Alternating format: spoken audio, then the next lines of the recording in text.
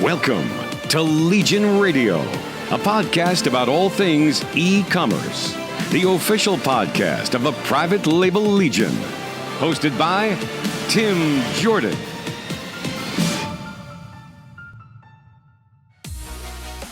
Hello, everybody, and welcome to another episode of Legion Radio, the official podcast of the private label Legion. Super excited that you're here. I hope that today I'm able to provide some good content, some good context, maybe some entertainment, something that provides value, because I know that your time is valuable and you're listening to me, so I hope that I can deliver. Today in this episode, I want to talk a little bit about me. I'm going to explain the history that I have in the business world, good content, good context in there. I want to talk about how I got started in e-commerce. If you know me well, you probably know the story. If you don't know me well, I suspect that my story will be either motivating or educational. Maybe it'll be a warning to you, some of the mistakes that I made, but either way, it's going to be worth a listen. Also, I want to talk about the business Hickory Flats and how I got started in it. All of those are going to lead me to three things that have had the biggest impact on my business life.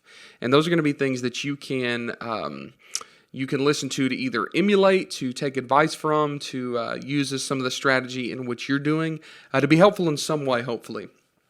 And those things that we're going to discuss are boldness, collaboration, and humility. And I'll explain more about those later.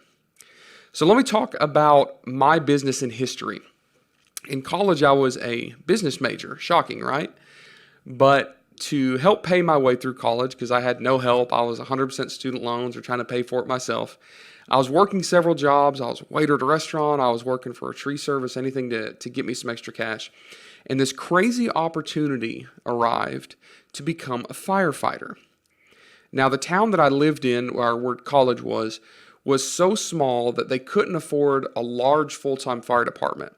But they were big enough that they needed some full-time firefighters. So they had a few officers, a couple captains, a couple chiefs, but they needed more personnel they really couldn't afford. So they introduced this pilot program where they would take 6 college students and move them into the fire station downtown. And when you were there, they paid for all of your training, and you just had to log 40 hours a week of work, okay? So what that meant was I just had to be at the fire station for 40 hours a week. Well, if I'm living there, that's pretty easy, right? Because every night during days when I go in for lunches, we'd log in, we'd log out. They wouldn't pay us, but they gave us free lodging, and they would actually pay us per call. So if we went on a fire alarm somewhere, they'd pay us like $50. If we went on a car wreck, it was $50. No matter what we did, it was $50. And if we were at the fire station and we were clocked in on duty, we were expected to get out and go. So it was actually amazing. I got free room and board. I got to live with 5 other guys that were like-minded. It was just kind of a big party all the time. We had a great time. And at any time, a call could come in, and we'd go jump out in the trucks, and we'd either drive or ride or whatever. And it was awesome. It's like what every little kid wanted to do. So it was kind of an ends to a means for me. And I remember talking to my dad and him saying, "Tim, it's great that you're doing this. I'm glad this isn't your career choice because you're better than public service." And he said, he was a police officer at one point. He hated it. He said, "I'm glad you'll never do this. Get your fun out while you can and then move on." So that's what I did. When I left college, I moved down to Huntsville, Alabama, followed my now wife here, and started looking for a business job. And every time a fire truck would drive down the street, I'd be looking at it. I'd be watching it drive by. I'd be thinking, how fun would that be on? Or how fun would that be to be on? And eventually I made the decision, I'm going to apply for this fire department. And the city of Huntsville is a lot bigger, a lot more established, a lot harder to get on, the fire department. And when I applied, there were 2,500 applicants. And we went through physical tests and, mental tests and all sorts of grueling procedures, and got down to about 200 for the interview. So out of 2,500, they whittled it down to 200 that they interviewed. And they interviewed me, and somehow I was offered the job. And there was 25 of us.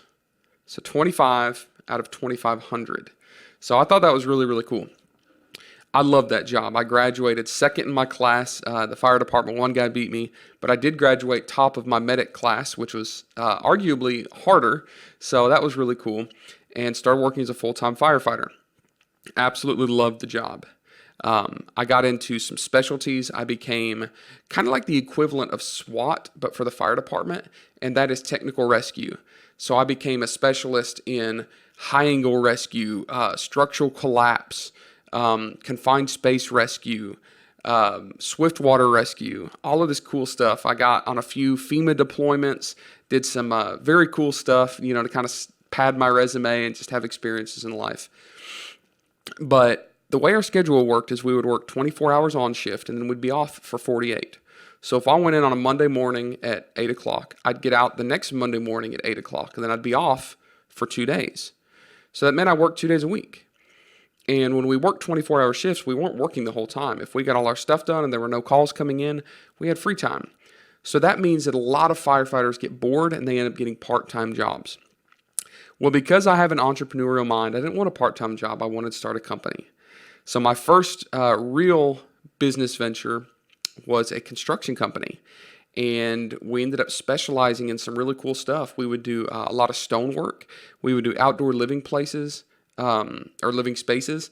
We did pavers. We did amazing fireplaces. We did big walls. We did water features. So we made these extremely nice koi ponds and outdoor brick-fired ovens and all sorts of cool stuff. And as I was building that company as my part-time job, I started gaining employees and buying more equipment.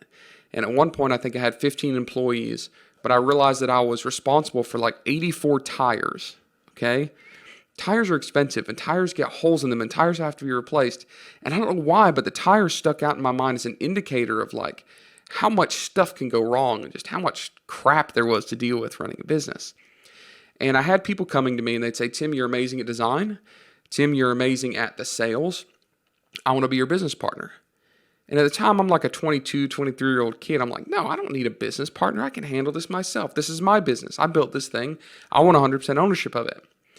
And I found out that there were things I'm not good at. And those things I should have outsourced. I should have brought on business partners, but I tried to do it myself.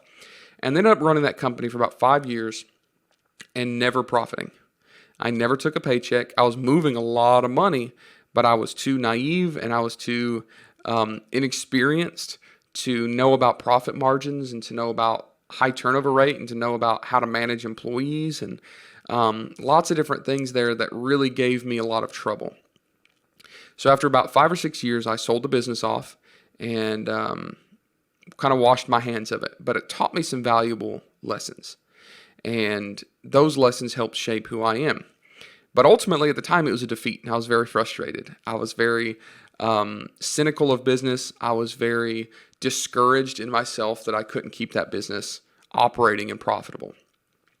So I had a buddy who wanted to potentially bring me on to do some program management, we'll say. And the company that he had was a supplier to the U.S. State Department. And what they did is they supplied parts, equipment, machinery, pretty much anything they can get their hands on for overseas operations. Those could be bases in Iraq and Afghanistan. They could be consulates. They can be embassies in any country. Everything non-military. So if it didn't shoot, then we would supply it. So it was anything from dump truck parts to diesel generators to blast-proof doors to trash cans to go in bathrooms. It could be anything. And all of it was exported overseas. So I started working for him part-time. Remember, I'm still at the fire station or the fire department. So whether I'm at the fire station, sitting on the couch on my laptop working, or I'm on my off days working, I am now becoming a procurement agent and logistics specialist because we would procure things and we'd ship things. So I got pretty good at that. At the same time, a couple folks wanted to start a business in East Africa, in Kenya.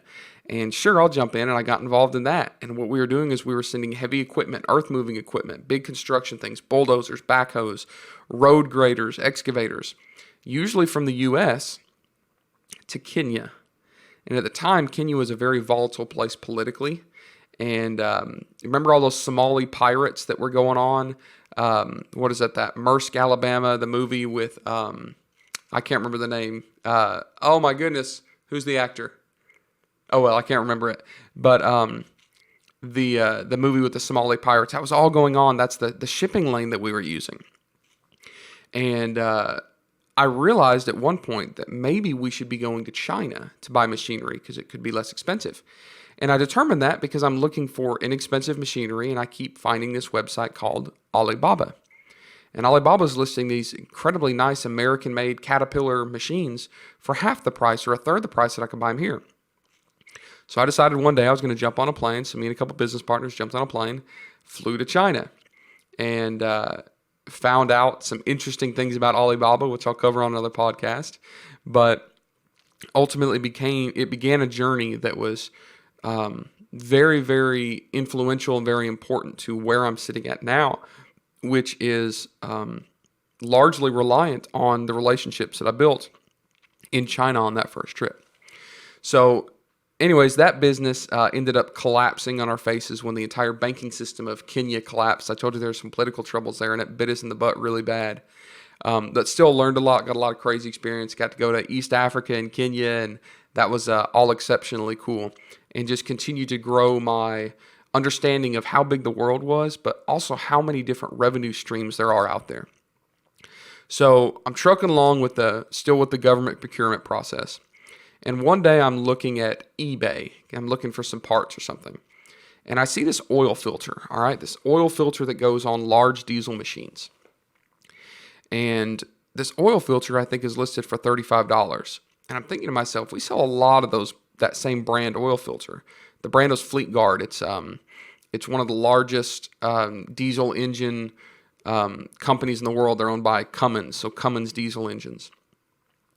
And I'm thinking back to my price list, and I'm thinking those things were like $3 or $4. I'm thinking, man, what if we could sell on eBay? And I'd never thought about e-commerce until this point.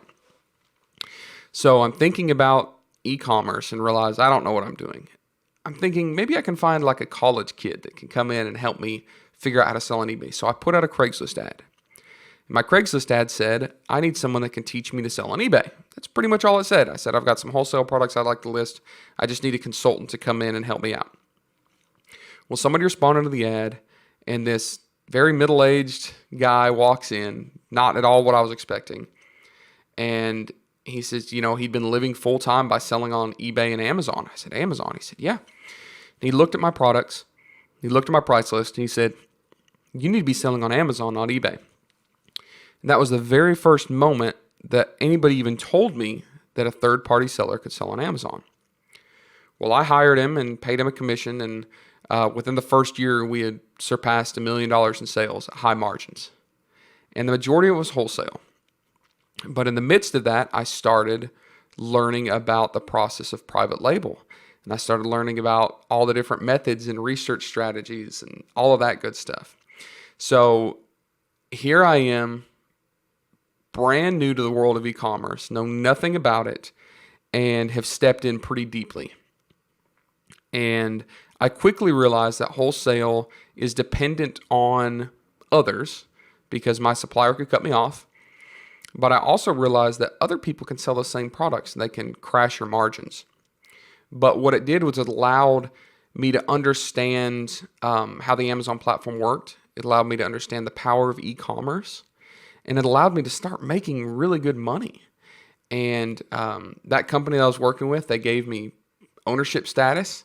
They gave me full ownership of the e-com platform, but actually gave me ownership in the entire business itself. So that was a pretty big win for me, an established business giving me ownership like that. So I fully operated all the e-commerce business. We started selling on Jet and Walmart and Rakuten and some other sites, and did extremely well. But I kept thinking, I need to build my own brand. We need to build our own product line. We need to build our own catalog. We need to build something that's not dependent on Amazon platform. So I started dabbling into private label, and it was a mess to say the least. I started using the same methods that are regularly taught in mainstream private label. Find products that other people are selling well with tools like Jungle Scout, and replicate it, but optimize it better, and rank better, and all those things that years ago used to work, and I had some success doing that. Now they don't work so well anymore, but it introduced me in the world of private label. But what's interesting is, remember earlier I said that I had been going to China. So when I'm getting on Alibaba, and I already don't trust Alibaba, I realized I have these assets. I had these contacts and these potential, connections in China. Let me start sourcing that way. And it worked. And it worked really well. So products that I was looking for on Alibaba that were $4, I could source for $2 through my contacts in China. And then people started calling me.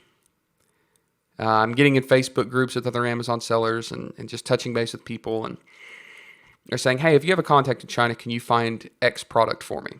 Can you ship my stuff with your stuff? And I realized there was such a demand for that we decided to launch the business Hickory Flats. And Hickory Flats got its start in logistics, so shipping, and sourcing. And it eventually grew into an FBA prep center, a long-term warehousing, and several employees, and we were multinational, and we were really moving a lot of products. And man, it was awesome. Such a great experience. At the same time, I'm still developing products. I'm still, by the way, the wholesale business, we sold that for nice money and just started focusing on strictly private label. So when we developed, and by the way, the companies were separate. So I had the wholesale and private label business that I was partners with my buddies, and then I started Hickory Flats as a separate entity. So I'll explain more of that later. But, and we were all co-owners and all that good stuff. But eventually, completely sold all of my shares, all of my stock. We sold the wholesale account that we had been running currently, and basically started over with private label, in addition to Hickory Flats. And Hickory Flats is helping hundreds of sellers by this point. This is maybe 2 years ago. And it was an amazing experience because I got a lot of education. I got to see a lot of products. I got to see a lot of clients. I got to see what was working and what wasn't. And of course, we're not stealing people's product ideas or anything like that. But I started figuring out patterns. And patterns are things like, you can't play follow the leader. Excuse me. You can't just outrank people for long-term business. You need to be focusing on becoming platform agnostic, not having to put all of your faith in one platform like Amazon, because Amazon changes the rules. You used to be able to solicit for reviews, and now you can't. Now it's much harder to get reviews. You used to be able to give coupon codes and massive giveaways campaigns to rank, and now that really doesn't work the same way it used to. So what I started noticing is there is a tremendous need for people to find unique products, to identify products that are high in demand, and to identify those same products that are with low competition.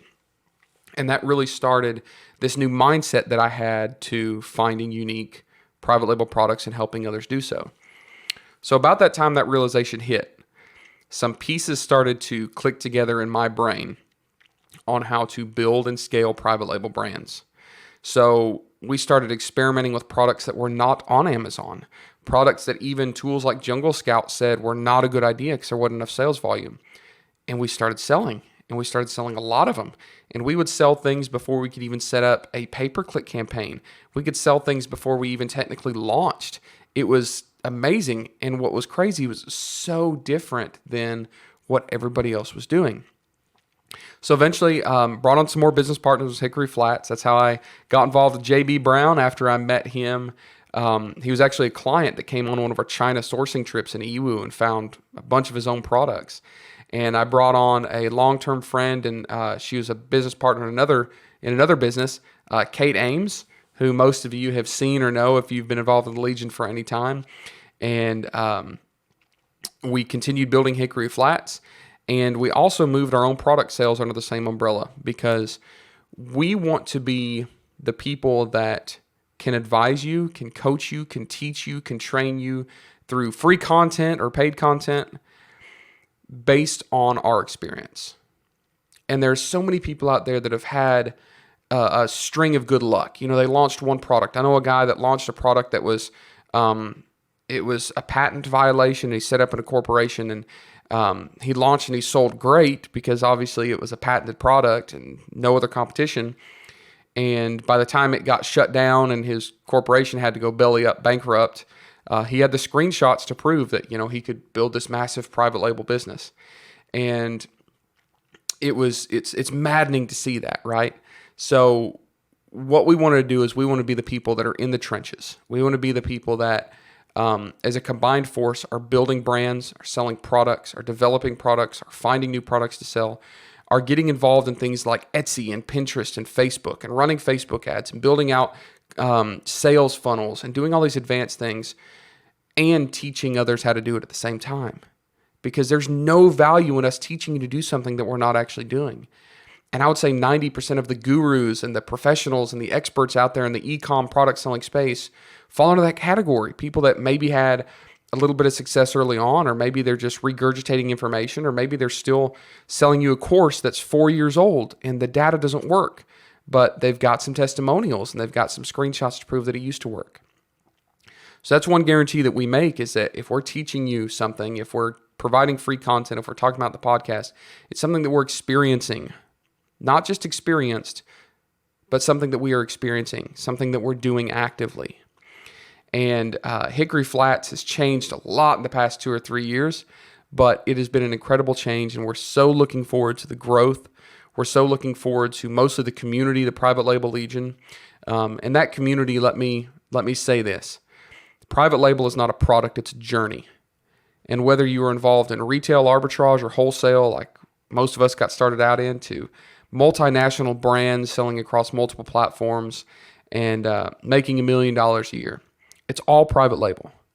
Because even if you're starting as a side hustle, you're a stay-at-home mom, you're a dad that just needs a little extra money to buy something nice for the kids or pay another bill, and you're doing retail arbitrage or online arbitrage, use that information, use that experience, use that those methods, and use that money that you're making to continue building something that will always be yours. Continue building something that's a brand. Continue building something that's a business with real sellable value.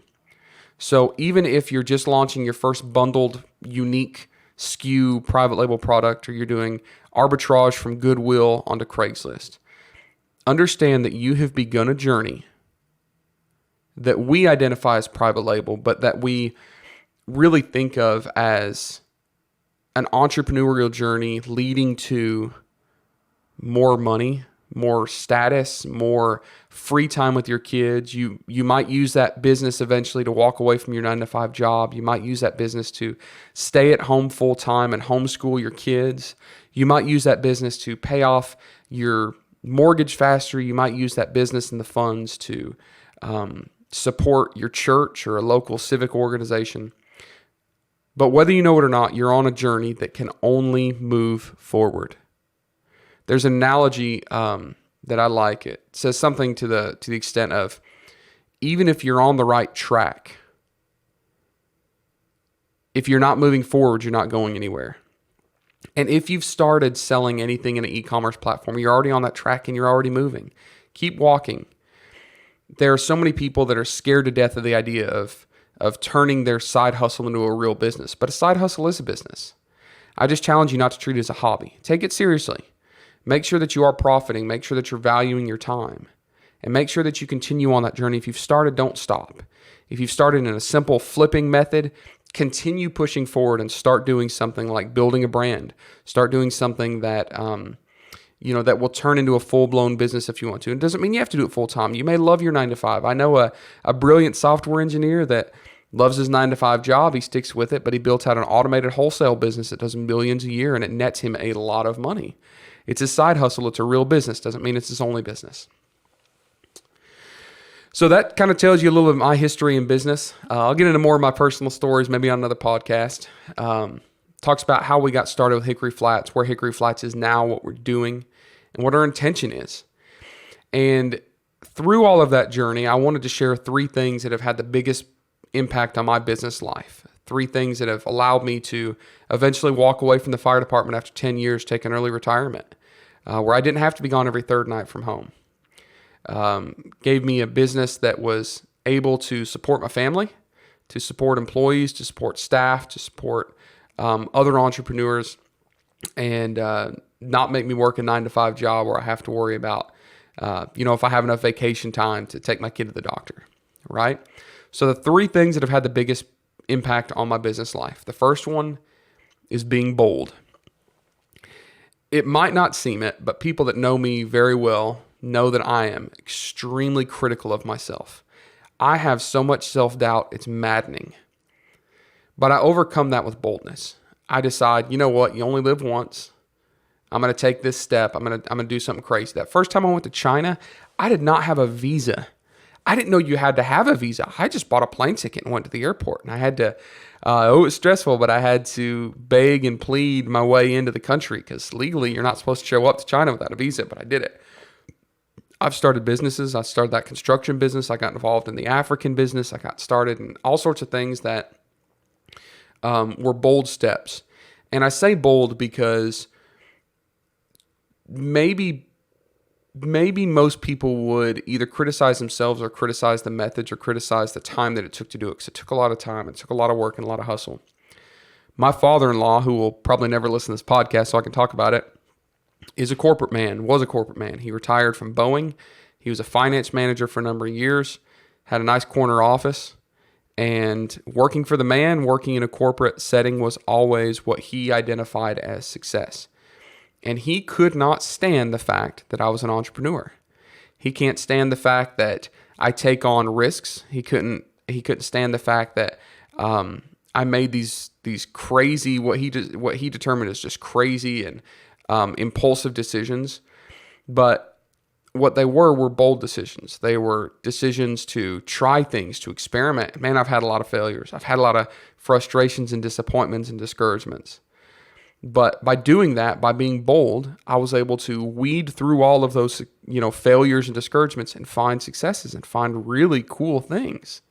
And those made a huge impact on my life. But no matter how critical I am of myself, no matter how worried I am and concerned that something wouldn't work, being bold overshadowed that, and making bold decisions and just stepping off that edge and putting your feet in the water, not knowing how deep it was, made a huge impact on my life. And I challenge you to be bold, to make decisions based on potential outcome. Calculate your math. I'm not saying, walk away from your 9-to-5 job right now if you have no other business to support your family. I'm not saying that. But make a bold decision on trying new methods. Make a bold decision on reaching out and making new contacts, collaborating with people. Take on a business partner. Don't make that crazy decision, stupid decision I did with my construction business to just shun everybody and think that I could do it all myself. Take bold steps. Make bold decisions. Take calculated risks, but be bold about it, because life is short. And there are opportunities that are going to present themselves that will only present themselves once. These opportunities may never come back again. You may have to work late at night. You may have to get up early in the morning. I get up every morning about 4:30 to start working before I have to go get my kids up and feed them and get them off to school. And that takes a level of boldness to invest that time, but I think that it's worth it. The second thing that has had the largest impact on my business life has been collaboration. Collaboration can come in many forms. It can come in having somebody that you can call and say, hey, I've got an idea. Walk me through this. Tell me what you think. That's collaboration. It can be partnering with other businesses. It can be taking on brands and managing their entire Amazon platforms. It can be taking on business partners. It can be taking on project partners. We have partners that are not involved with Hickory Flats, but they partner with Hickory Flats on a project level. The collaboration is so important because, one, you end up finding force multipliers. Force multipliers is kind of a military term, but here's the idea. If you have one person that can do 1 unit of work, all right, a certain amount of work in an hour, and you have a second person operating independently, that second person can also do 1 unit of work. But when they collaborate, instead of being able to do 2 units of work, they can actually do 3 units of work, right? So force multipliers allow you to scale what you're doing, take on more work more efficiently, get more done. But if you're doing it right, your collaborators will also supplement your weakness. We all have weaknesses. We have things that we're not good at. We have things that we struggle with. We have things that we're not the best at. And by finding collaborators, you can find people that can augment your weaknesses and you can augment theirs. You can pick up the slack where they're not necessarily strong. You can support each other. Some of the best collaborators in my life were just people that I had a phone conversation with, people that I sat around with at a dinner table at a e-commerce conference, people that I sat next to in an airplane and never met again, but I shared ideas, I shared goals with them, and they gave me advice, they gave me opinions. I've got great collaborative business partners that have been super, super, super influential and impactful on my business. And without those collaborators, there are massive milestones that I never would have been able to cover and overcome. So find your collaborators. You don't even have to have a personal relationship with them. These could just be great Facebook groups. Get in the Private Label Legion Facebook group and start asking questions. Start collaborating with people there. Start running ideas by people and asking them their opinions. The third thing that I'm going to talk about today that had the largest impact on my business life was humility. And those go a lot into the being bold and also the collaboration I've already mentioned. But it took me a long time to realize the power of humility. And I know that sounds so cliche and I know that sounds so cheesy, but here's the point. When we realize a few things, like we have weaknesses and there are things that we're never going to be good at, and then we start finding other people or other resources to augment those and cover those, that's a huge, huge benefit to your business.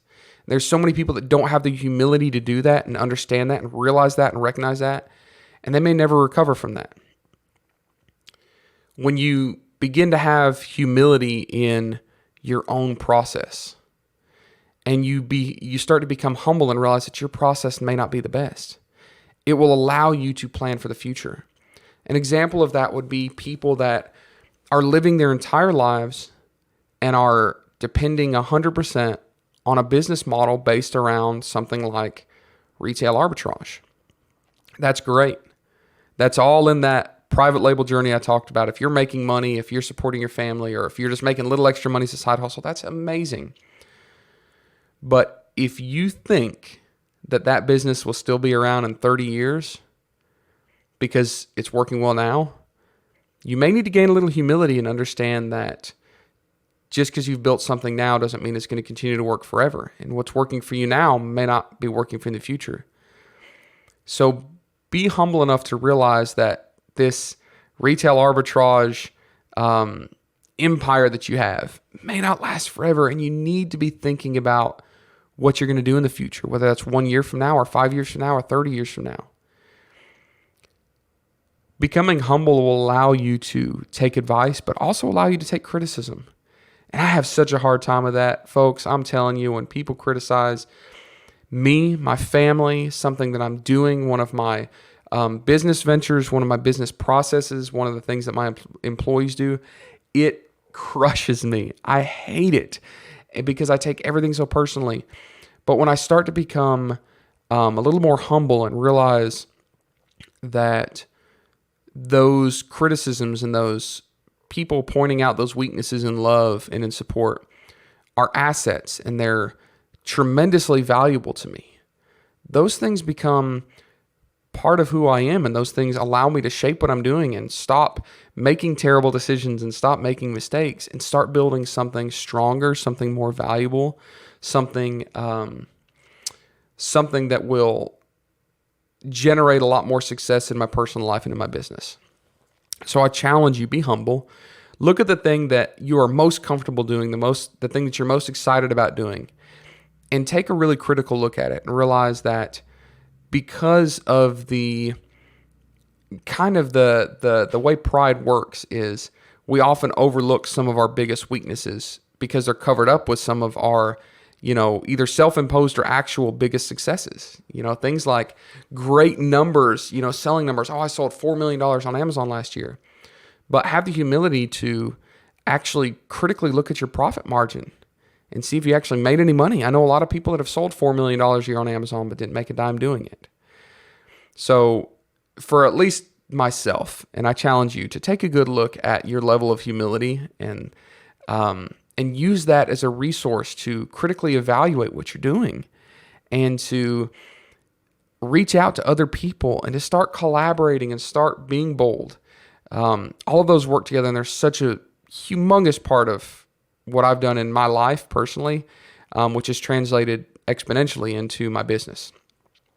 So hopefully those three things are something that have allowed you to think about what you're doing.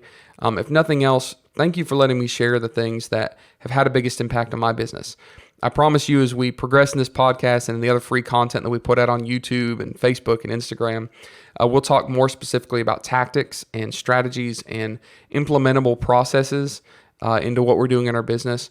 But I wanted to give you kind of a macro oversight on the three things that have had the biggest impact on my business and challenge you to try to either gain some of those or attack some of those processes or resources to reach out beyond your comfort zone and to understand that you are probably more capable than you realize.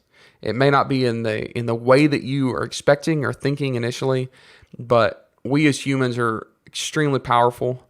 We have a lot of potential, and that potential and power is definitely magnified when we can become humble and start collaborating and take some bold steps. So thank you for letting me share that. Let me tell you the goal of this podcast as we move forward. It's to provide content, advice, and authenticity to you. The authenticity is important because, like I said before, if we do something, we're going to talk about it. And if we talk about it, it's because we've done it. And we want to provide the highest level of content, collaboration, contacts. We have a lot of awesome people that we bring on this podcast to provide content for you, and we're super excited to share that. As we're wrapping up, let me challenge you again. If you have not done so already, go to YouTube. Look me up, Tim Jordan. You can find me at timjordan.tv or privatelabellegion.tv if that's easier to remember. Hit that in your browser bar, and that will take you directly to our YouTube channel. Subscribe to it, and we're going to be dropping videos constantly for you, free content. Look us up on Instagram under the Private Label Legion or Timbo_Jordan or JB, which is the 1 Degree. The 1 Degree is his username on Instagram. Check us out on Facebook, Private Label Legion page, Hickory Flats page, and the Private Label Legion group. If you guys have any questions, if you have any comments, hit us up on one of our social media platforms. If you're watching this on YouTube, post comments or questions below. We will get back to you, I promise. If you're interested in any of the services we offer at Hickory Flats, check them out on our website, hickory-flats.com. We've got sourcing services. We've got sourcing trips. Come to China with us. Come to Central America. We have live events. We have workshops. We have workshop walkthroughs. We have live training. We also have the 1 Degree Mastermind. The 1 Degree Mastermind is an awesome collaborative coaching program. It's a monthly subscription that gives you like a dozen coaching sessions a month. It allows you to collaborate with other high-end business professionals, and it gives you exclusive content that we don't put anywhere else. Thank you guys for listening to another Legion Radio episode, the official podcast of the Private Label Legion. We'll catch you guys on the next one. You've just wrapped up another episode of Legion Radio, hosted by Tim Jordan. Past episodes, links, and show notes can be found at privatelabellegion.com.